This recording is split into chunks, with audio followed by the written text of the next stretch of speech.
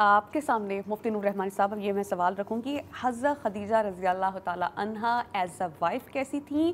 جتنے سخت ترین لمحات سے نبی کریم صلی اللہ علیہ وآلہ وسلم گزرے، کس طرح ڈھارس بندھاتی تھیں، کس طرح انہوں نے نبی کریم کا ساتھ دیا؟ بسم اللہ الرحمن. ایک مقولہ مشہور ہے کہ عورت کی وفاداری مرد کی غربت میں معلوم چلتی ہے، اور آدمی کی وفاداری مرد کی بیماری عورت کی بیماری میں معلوم چلتی ہے.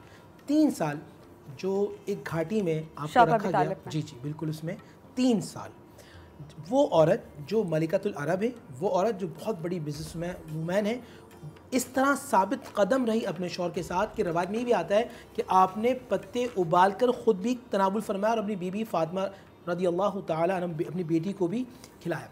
ثابت قدم رہی.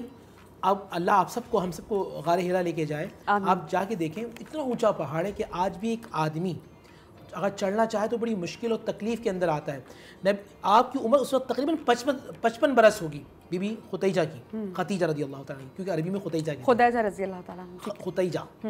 تو بی بی خدیجہ رضی اللہ تعالیٰ عنہ 55 سال کی عمر میں اتنے اونچے پہاڑ پر جاتی اور آپ نبی صلی اللہ علیہ وسلم کو کھانے لے کے جاتی.